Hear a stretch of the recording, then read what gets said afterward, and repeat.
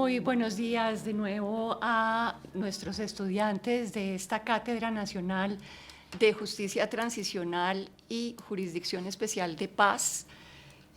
Hoy tenemos una sesión dedicada a uno de los antecedentes más importantes de la Jurisdicción Especial de Paz, que es Justicia y Paz, que es el régimen de Justicia y Paz, que se aprueba en 2005 y que pone a andar un proceso de justicia en ese momento para las negociaciones con los paramilitares.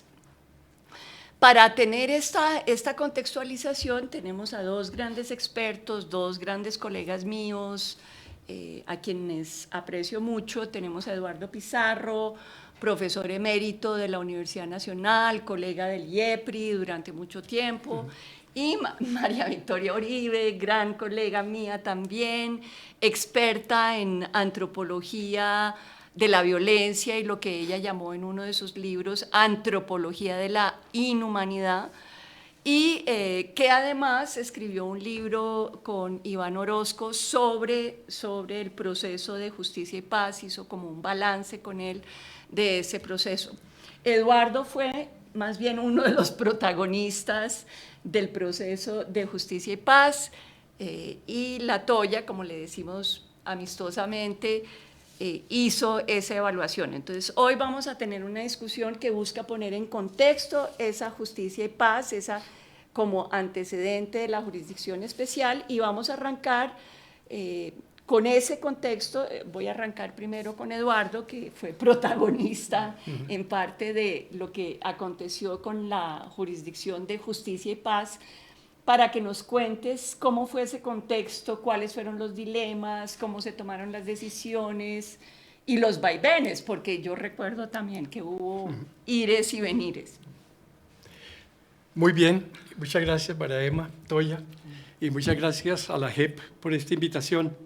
Yo creo que el tema de justicia y paz, cuya ley fue aprobada por el Congreso en el año 2005, hay que situarla fundamentalmente con el nacimiento de la Corte Penal Internacional. Como todos sabemos, el 17 de julio de 1998 se celebró en Roma la Conferencia Diplomática de Plenipotenciarios de las Naciones Unidas sobre el establecimiento de una Corte Penal Internacional, que entró en vigor el 1 de julio de 2002, al ser ratificada por 60 estados. Y Colombia ratificó el Estatuto de Roma el 5 de junio de 2002, Andrés Pastrana, 48 horas antes de entregarle el mandato a Álvaro Uribe Vélez.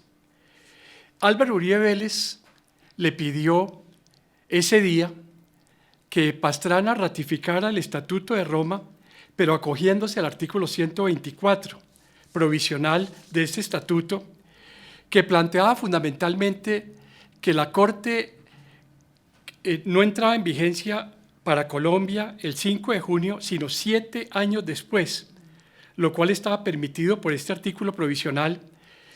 Y Uribe le dijo a Pastrana que era fundamentalmente porque él quería aprovechar esos 7 años para realizar acuerdos de paz con las Autodefensas Unidas de Colombia, con las FARC y con el Ejército de Liberación Nacional. Y es interesante porque haberlo pospuesto, porque el primer fiscal de la CPI, de la Corte Penal Internacional, Luis Moreno Campo, argentino, que había estado en los juicios contra las juntas militares de gobierno en su país, inició el primer examen preliminar en el mundo con Colombia. Luis Moreno Campo dijo: no me va a temblar la mano, y el primer examen preliminar sobre crímenes atroces en el mundo va a ser en América Latina, y fue Colombia. Es decir, si no hubiéramos pospuesto 7 años, probablemente los procesos de paz que intentó el presidente Uribe no hubieran sido posibles.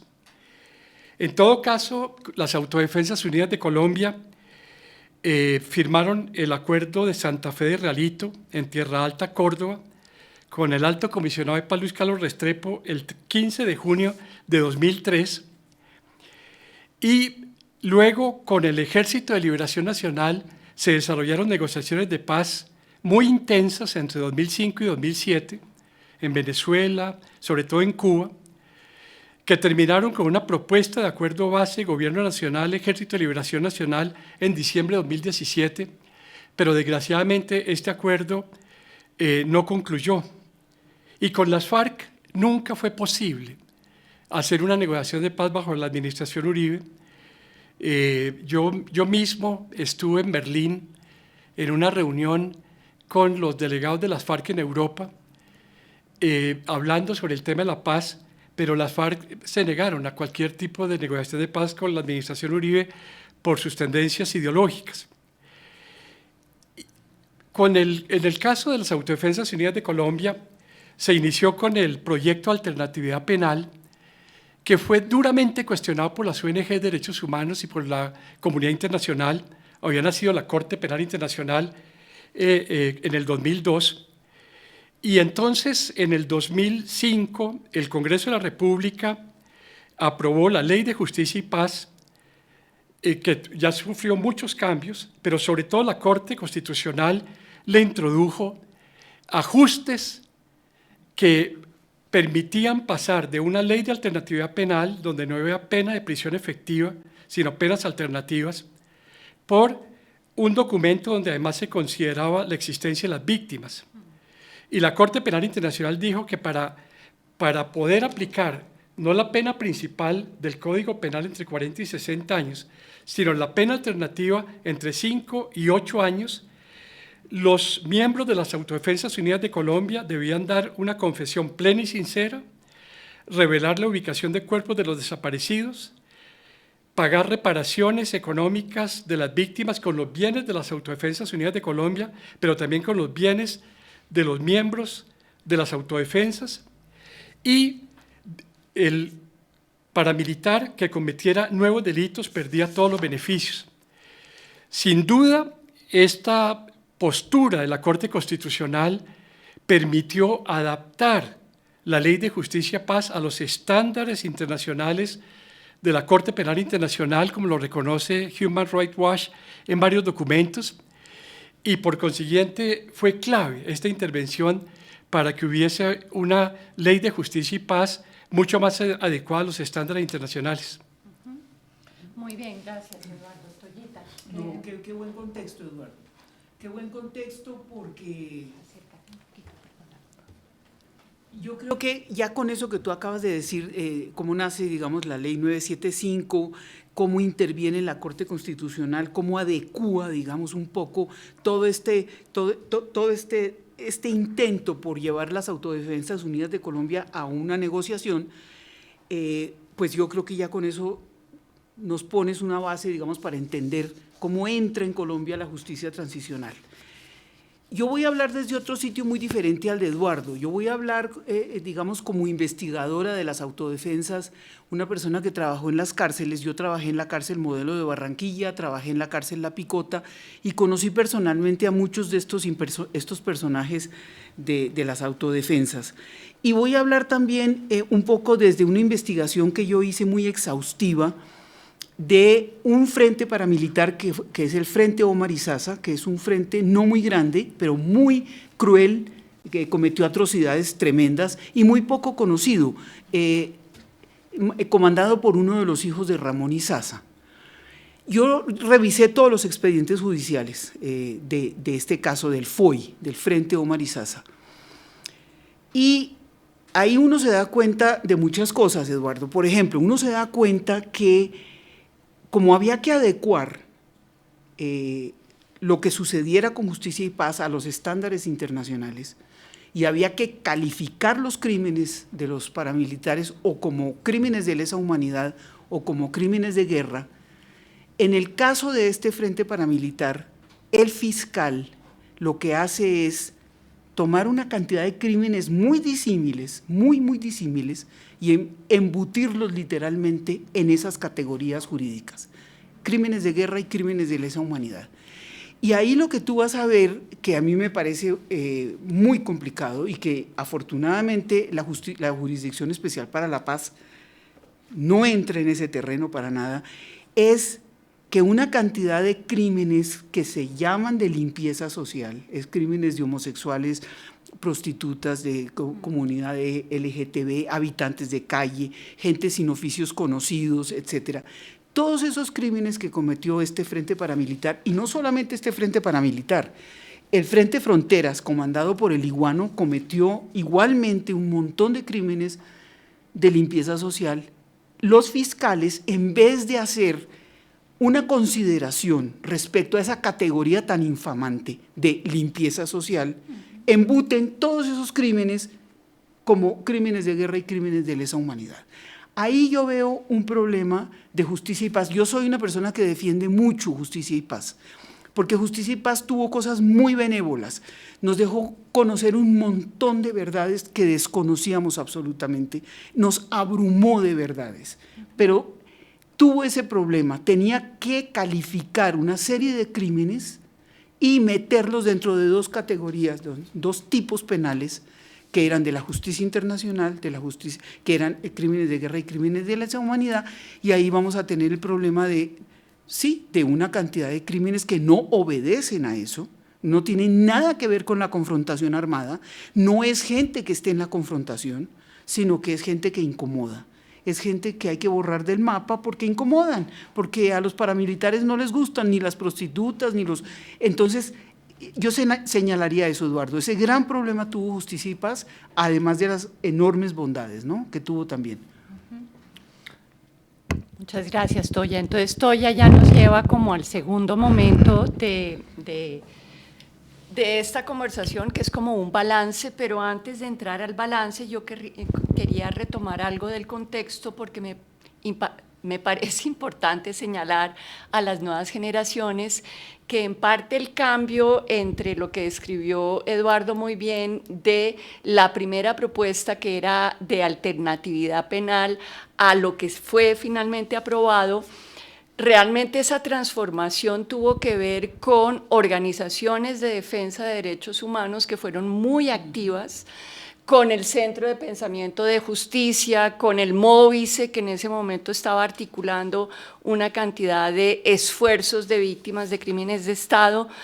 Y eso lo quería decir porque a veces pensamos que la justicia está alejada de lo que ocurre en la sociedad, de las movilizaciones, de las luchas sociales, y en realidad no, hay vasos comunicantes entre la justicia y esas luchas de las víctimas y de esas organizaciones.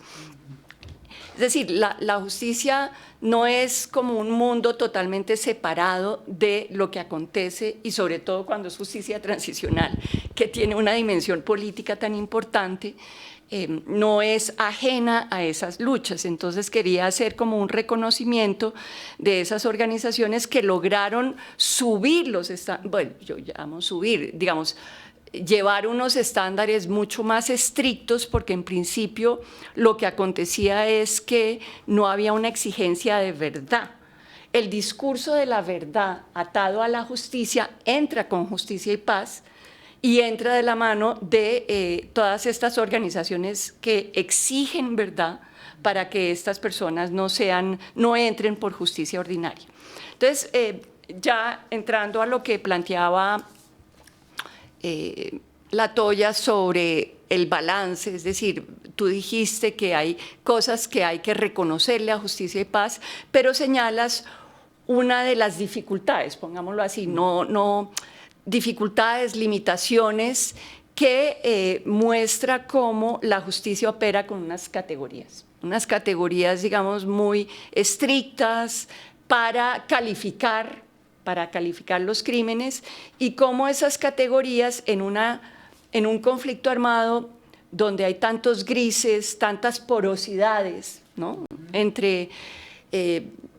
pues lo voy a decir de frente, entre la criminalidad y el conflicto armado político, digamos, netamente político, en un país que vive tantas porosidades, obviamente hay unas calificaciones donde se pierde de vista, lo voy a decir en mis palabras, se pierde de vista que el conflicto armado también era un conflicto armado por la construcción de órdenes sociales territoriales. Es decir, sí, estaba el otro enemigo, pero había también un proyecto político social, puede que no una agenda, pero un proyecto político social de constitución de órdenes territoriales que exigía que los paramilitares, para tener, si se quiere, respaldos sociales, y eso habla muy mal de nuestra sociedad, hacía ese tipo de cuestiones que tú ya nos indicaste, limpieza social. Pero entonces, para volver a los intríngulis de la justicia y de justicia y paz, ¿cómo ves esa dificultad que describe Toya de las categorías jurídicas para un conflicto armado donde la porosidad entre las violencias sociales cotidianas y el conflicto estrictamente político es tan difícil de trazar? Es decir, no vamos a pasar al segundo punto todavía. Sí, estamos aquí. En el segundo punto. Sí. Ahora, listo. María Emma, uno de los temas que yo voy a discutir con ustedes, a plantear, es el enorme aprendizaje que significó Justicia y Paz. Fue muy difícil. Y obviamente, como voy a argumentar, Justicia y Paz sembró unas raíces que luego van a ser retomadas por la JEP, por la Comisión de la Verdad, pero fue un largo aprendizaje.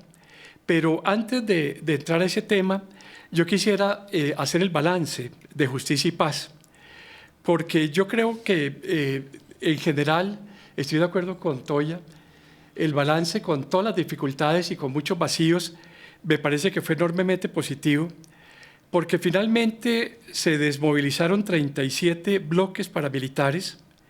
El primero, en el año 2003, fue el bloque Cacique Nutibara, en Antioquia. El último fue también en Antioquia en el 2006, el bloque Elmer Cárdenas. Alrededor de 32.000 miembros de las Autodefensas Unidas de Colombia. Esto fue muy positivo porque al final de la administración Uribe, en el año 2010, había caído tanto el número como la tasa de homicidios, es decir, el impacto sobre la violencia había sido positivo. Y prácticamente toda la cúpula paramilitar pagó 8 años de cárcel. Unos fueron extraditados a los Estados Unidos y obviamente pagaron mucho más, pero por el delito de tráfico de drogas y no por los delitos cometidos contra los derechos humanos y el derecho internacional humanitario. Pero los máximos comandantes, Elber Velosa, Luis Eduardo Cifuentes, Salvatore Mancuso, Edgar Cobos, Rodrigo Pérez, Ramiro Banoy, etcétera, etcétera, cumplieron mínimo 8 años de prisión efectiva. En el año 2020,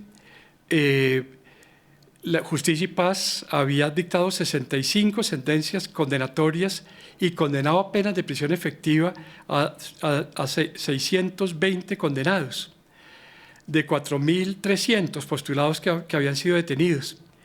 Esto muestra una enorme capacidad, a pesar de las dificultades de implementar justicia. En la primera condena fue contra Edward Cobos en junio de 2010. En ese momento yo era presidente de la Comisión Nacional de Reparación de Víctimas y el señor Cobos me pidió que fuera a la cárcel de La Picota para hablar sobre cómo debería ser su pronunciamiento ante los fiscales, los jueces de Justicia y Paz. Y yo le dije a Diego Vecino, a Edgar Cobos Telles, que los 4 requisitos para obtener la pena alternativa de 8 años era confesar la verdad, entregar bienes para el fondo de víctimas, pedir perdón, desmovilizar su grupo armado ilegal, garantías de no repetición y colaborar con la justicia.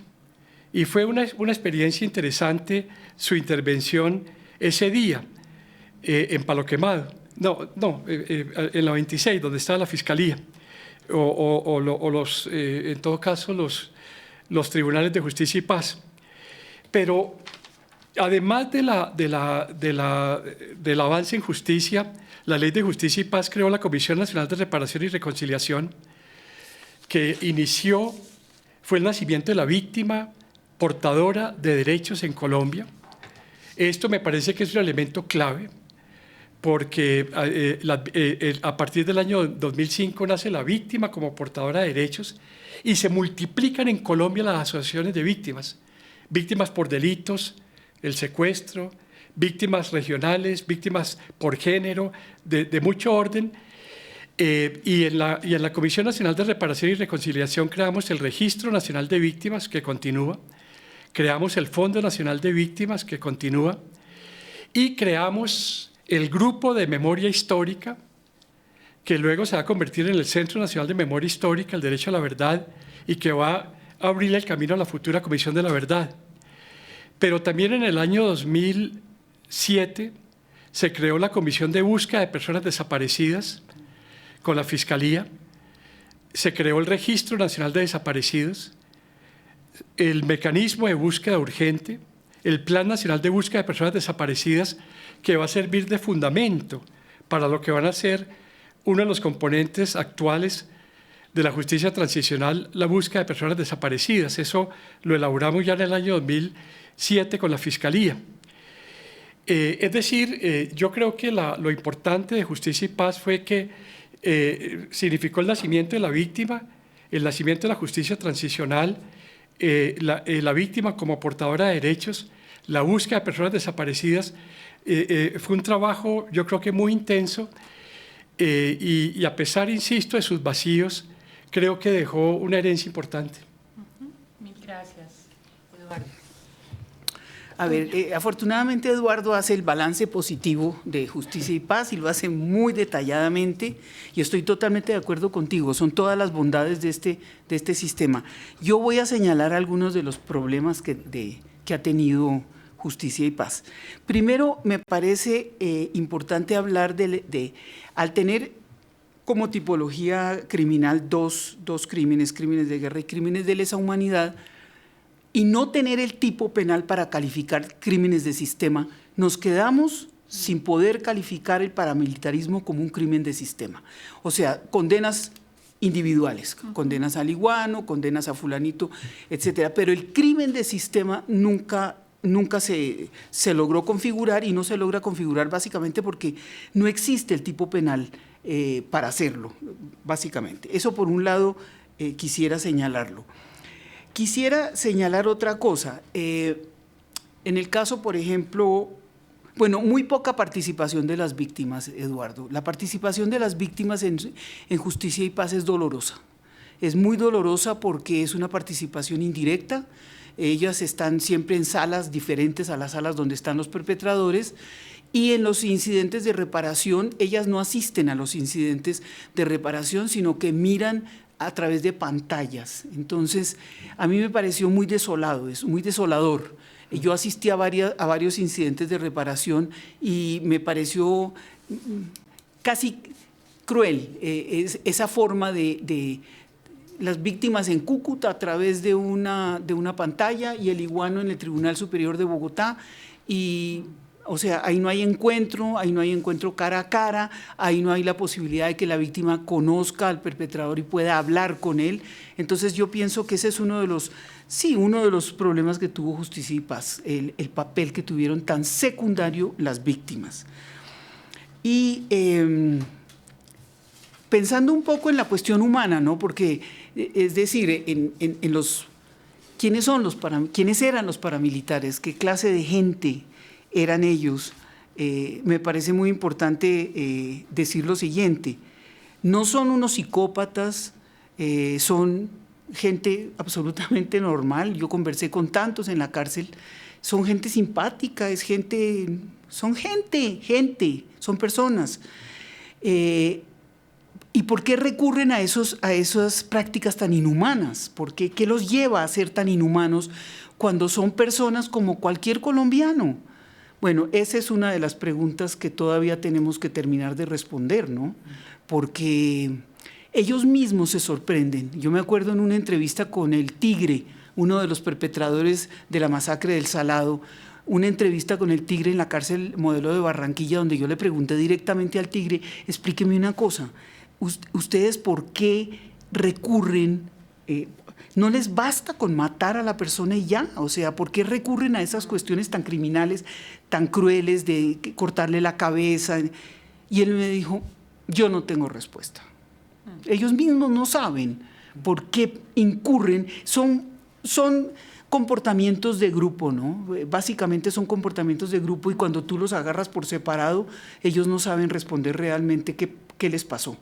Pero bueno, Justicia y Paz fue un gran sistema, Eduardo. Yo estoy convencida que tuvo muchos problemas, pero montó a Colombia en una cuestión completamente diferente. Y la Jurisdicción Especial para la Paz yo creo que recoge muchas cosas de Justicia y Paz y me parece que hay que hacerle justicia a Justicia y Paz. Sí, yo quería agradecerle a Eduardo y a la Toya sus respuestas y quizás ahondar en algo que dijo la Toya y que no es tan fácil de entender, y es los crímenes de sistema. Digamos, yo también comparto que Justicia y Paz fue como el primer salto de Colombia a la justicia transicional, por eso me gusta mucho que tú pongas en el contexto la Corte Penal Internacional, el Estatuto de Roma, que finalmente se convierten como en faros también de lo que ocurre en Colombia. Pero yo entiendo cuando la Toya habla de los sistemas criminales y cómo Justicia y Paz en ese momento tuvo que actuar estaba haciendo esfuerzos de ser una justicia distinta a la justicia ordinaria, para juzgar personas que eran parte de entramados criminales. Eso era lo que quería poner de presente para los estudiantes. ¿Sí? Digamos, estos jefes paramilitares no podían actuar por fuera de unos entramados que les permitían llevar a cabo sus estrategias. La justicia ordinaria opera en términos de individuos, ¿no? Un crimen, un individuo, un responsable. La justicia transicional opera con crímenes masivos, es decir, hay una masividad, hay lo que llamamos en ciencias sociales repertorios o patrones. Y la Justicia y Paz tenía que perseguir patrones, pero veníamos de una tradición ordinaria. Ese paso de la justicia ordinaria a la justicia transicional es muy difícil. Yo creo que tanto fiscales como jueces hicieron un enorme esfuerzo. Algunos de ellos, yo creo que la Justicia y Paz fue también muy complejo, fueron muchas salas o digamos despachos fiscales y cada uno también tiene como recuerdos a partir de lo que vivió. Yo trabajé en la costa Caribe y tuve la fortuna de tener contacto con una fiscal que llevó el caso de Hernán Giraldo, ¿sí?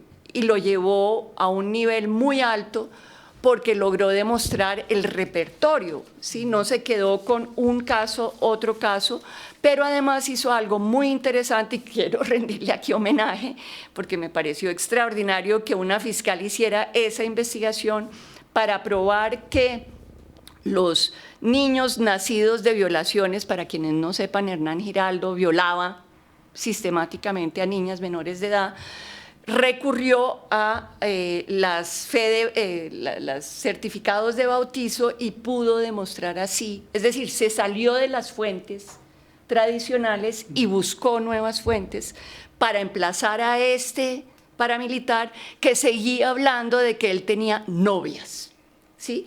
Y finalmente la contrastación con lo que recabó la fiscal lo llevó a reconocer: yo soy un violador, ¿sí? Yo soy un violador. Entonces, sí, hay todas esas dificultades de ese paso de justicia ordinaria a justicia transicional.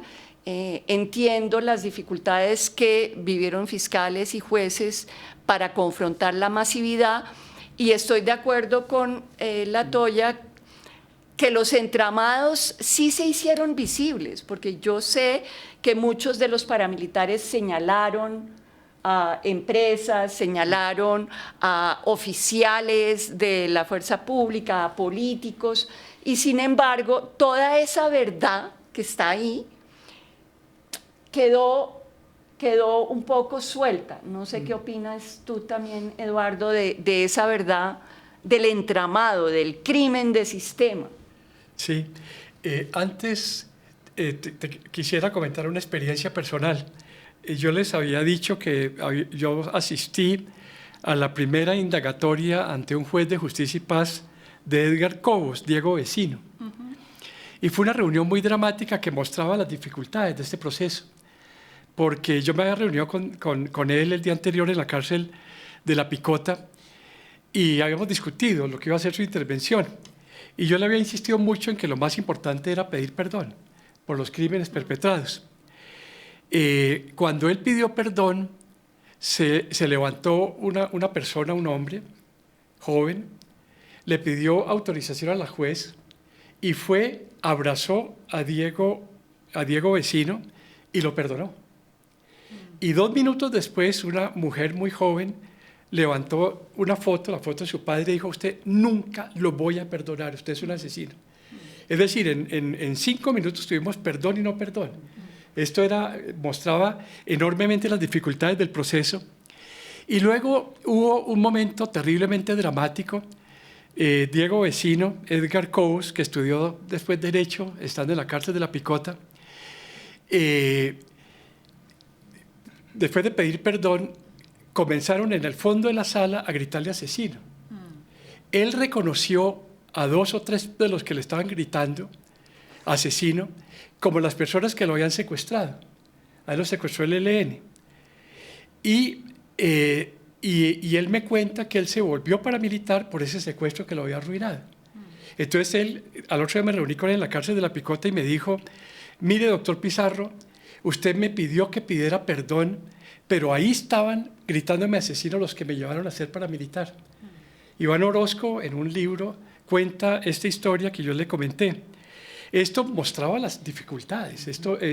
Donde hay fuego cruzado, donde hay tantos grupos armados de tanta índole, a veces construir las responsabilidades con simpleza no es fácil.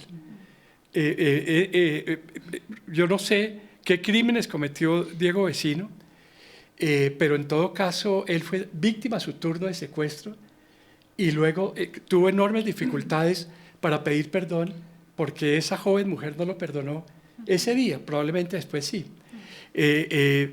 Esto muestra que no es fácil, que estos procesos no son nada fáciles. ¿Quieres añadir algo antes de pasar al último momento? Sí, quisiera pensar un poco en la sentencia del Iguano, por ejemplo. Al Iguano terminan condenándolo el Tribunal Superior de Bogotá por 40 y pico de crímenes, entre los cuales hay robo de gallinas, o sea, crímenes menores. No lo logran condenar por los crímenes mayores que cometió el Frente Fronteras en el Catatumbo. ¿Por qué? Porque lo que tú señalas, Eduardo, era sumamente difícil probar y había que, no era simplemente acusarlo, bueno, ¿dónde están las pruebas? Terminaban entonces acusando condenando a los paramilitares por crímenes menores y el crimen de sistema pasaba desapercibido. Y quiero señalar una cosa: yo creo que la confesión que acaba de hacer Mancuso está dando muchos elementos para pensar el crimen de sistema. Ahí están los elementos para el crimen de sistema. Yo creo que es una confesión sumamente importante que hay que tener en cuenta y que hay que analizar, porque él está dando todo un panorama. Él está hablando de muchísimas cosas que se puede perfilar ahí el crimen de sistema. Ahora, el problema es el tipo penal. Seguimos con ¿cómo es que llaman aquí? ¿De qué acusan a la mayoría de las personas? De no homicidios, sino, bueno, tenemos un tipo penal que no da. Es que no me acuerdo cómo se llama. ¿Para delinquir? Ese. ¿Cómo se llama? ¿Completo? Concierto para delinquir. Concierto para delinquir. Sí, exactamente. Concierto para delinquir es el tipo penal que se está utilizando para tratar de calificar el crimen de sistema y pues no da. pero creo que Mancuso sí está iluminando un poco ese panorama. Sí, yo creo que sí hemos avanzado y yo creo que Justicia y Paz es como el antecedente de la Jurisdicción Especial de Paz. Es el primer envión. Veo que ustedes están señalando, y sobre todo la Toya está señalando, cómo para comprender y no repetir, comprender lo que nos pasó y no repetir, necesitamos pasar del criminal individual a la empresa criminal conjunta, que sí existe como categoría en jurídica, y que da cuenta de cómo hay un proyecto criminal que finalmente ubica a una persona dentro de un entramado, que es lo que necesitamos saber. Yo creo que eso sí empezó en Justicia y Paz. Lo que pasa es que mucha de la verdad quedó básicamente invisibilizada y no prosperó. Y ahí hay dos, y con esto, si quieren, pasamos al tercer momento, hay dos puntos que es necesario relevar en las limitaciones que tiene esta justicia, y aún creería yo la Justicia Especial de Paz, y es que en esos entramados, en esas estructuras de poder que rodean al paramilitarismo, ya lo dijimos, pues había también la connivencia o la alianza, la franca alianza con empresarios y con políticos, ¿sí? Es decir, no eran solo las AUC actuando en los territorios como si no hubiera estructuras de poder en los territorios, sino que estaban, pues sí, había otros sectores que estaban implicados ahí. Y esos sectores quedan un poco disueltos en la conciencia, en la memoria colectiva, pongámoslo así, no solo en el tribunal, sino en la memoria colectiva. Quisiera saber qué opinas de eso, o si te parece muy duro, Eduardo. Yo, digamos, quisiera referirme, estoy de pronto sacándole el cuerpo como buen político a muchas de tus preguntas, Sí, eso veo, ¿no?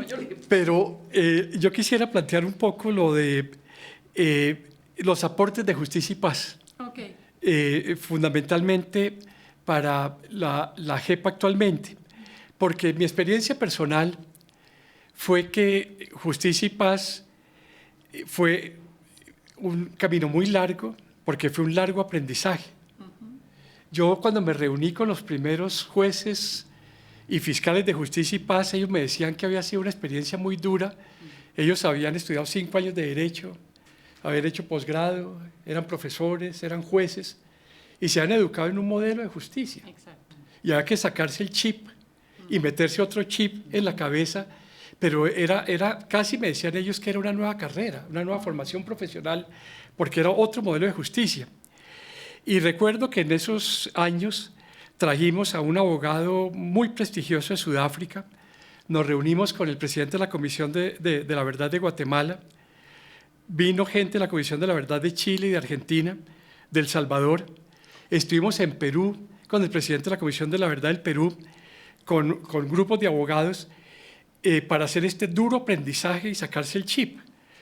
Ese fue un proceso nada fácil, y luego en el año 2012 hubo una ley, una reforma a la Ley de Justicia y Paz que permitió que se enfocaran no sobre los 300.000 casos que habían, que estaba llevando a la minucia y al fracaso, sino a los crímenes más graves, a los máximos responsables y a los macroprocesos. Eso fue a partir del año 2012. La experiencia personal mía la comento porque creo que puede ser interesante. Yo me encontraba en ese momento como embajador en Holanda, y el fiscal de la Corte Penal, el fiscal Eduardo Montealegre de Colombia, preocupado con esta dispersión de Justicia y Paz que estaba llevando al fracaso, me pidió que le sirviera de contacto con el Tribunal para la Antigua Yugoslavia, que tenía una dirección de análisis y contexto que permitía montar la justicia con base en crímenes más graves, máximos responsables, macroprocesos, Y a partir del año 2013 se creó la Fiscalía General de la Nación, la Dirección de Análisis y Contexto, que permitía integrar miles y miles y miles de procesos, como está haciendo actualmente la JEP, delitos sexuales o secuestro u otros, para poder avanzar globalmente en lo que tú, Toya, llamas los crímenes de sistema. Y esto es muy importante porque ese avance que se dio en Justicia y Paz es una herencia importante para la JEP. Por otra parte, uno de los temas que también me parecen interesantes del caso colombiano, que es único, es que en Colombia, a diferencia, por ejemplo, de Argentina o Chile, en Argentina primero hubo los juicios y luego la Comisión de la Verdad, primero la Comisión de la Verdad y luego los juicios. En Chile hubo primero la Comisión de la Verdad y luego los juicios. En Colombia ha sido una experiencia excepcional a nivel mundial porque la verdad judicial y la verdad histórica han ido de la mano.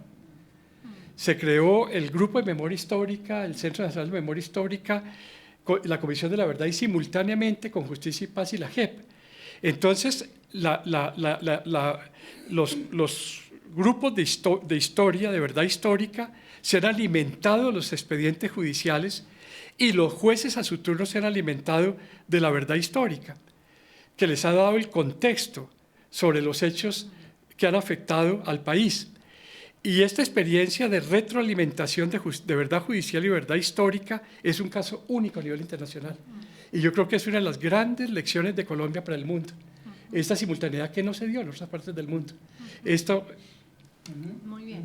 Sí, de acuerdo. Toya. Sí, de acuerdo. Por ejemplo, México, pensemos otros países que tienen problemas de violencia tan graves o quizá más graves que el de Colombia, como México. México es un país que está sumido en una violencia brutal, no se sabe la cifra de desaparecidos, pero van por encima de 100,000, y allá no hay instituciones judiciales robustas como las que tenemos en Colombia. Es que en Colombia tenemos la Jurisdicción Especial para la Paz, es una cosa sumamente importante. Y la misma Justicia y Paz fue muy importante. Entonces, esa experiencia que tenemos los colombianos con la justicia transicional, yo estoy de acuerdo con Eduardo, y cruzado con todo lo que hizo el Grupo de Memoria Histórica, eso no se ve en otra parte. No se ve en otra parte. Y la prueba es que se sorprenden muchísimo de otros países cómo puede Colombia combinar las dos cosas y retroalimentar las dos cosas. Sí, yo estoy de acuerdo que aquí han pasado cosas muy interesantes y van a seguir pasando cosas muy interesantes. No, incluso, Toya, te cuento, la segunda fiscal de la Corte Penal Internacional, Fatou Bensouda, de Gambia, me pidió que le enviara, que le llevara lo que hemos construido de memoria. Yo le pedí al grupo de memoria histórica, ya Centro Nacional de Memoria Histórica, que me mandara lo que se había producido, eran 70 volúmenes. Cuando yo llegué con esa caja de 70 volúmenes, Fatou Bensouda dijo, Sudáfrica 5 tomos, Perú 3 tomos, Guatemala 1 tomo, 70 tomos.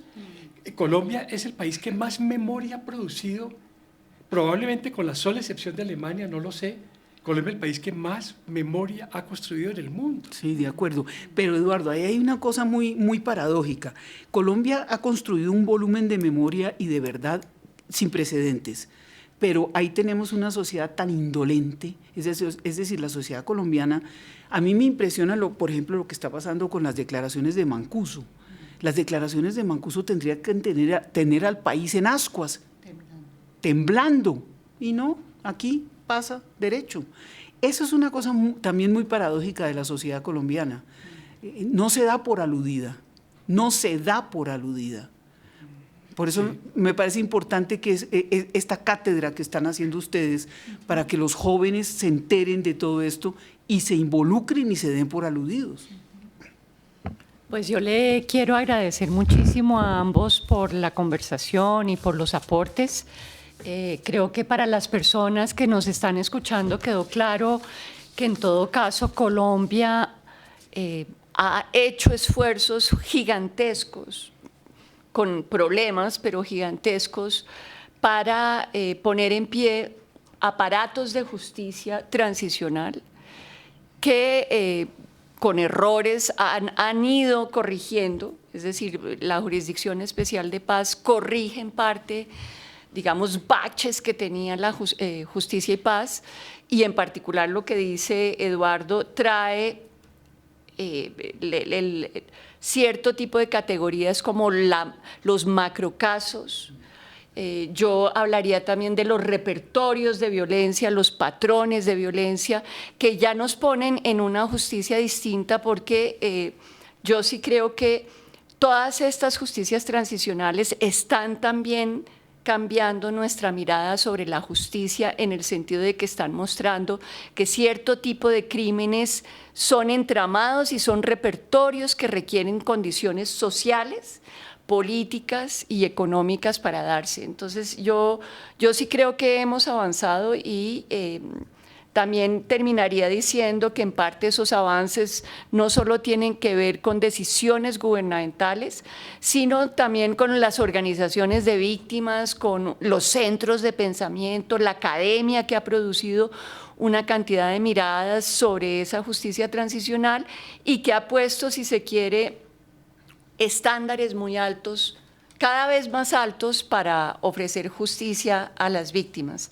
Entonces, pues no, les quiero agradecer. Creo que para los estudiantes esto ha sido como un contexto muy importante para entender de dónde viene la Jurisdicción Especial de Paz, y para que exploren, espero, los archivos que dejó Justicia y Paz. Es decir, ahí tenemos unos archivos para ciencias sociales, para sociología, para filosofía, para historia, que en ciertos momentos, creo yo, están siendo desaprovechados. Entonces, muchas gracias a todos, y espero que exploren esos archivos para que sepan en qué país viven y de dónde venimos. Muchas gracias.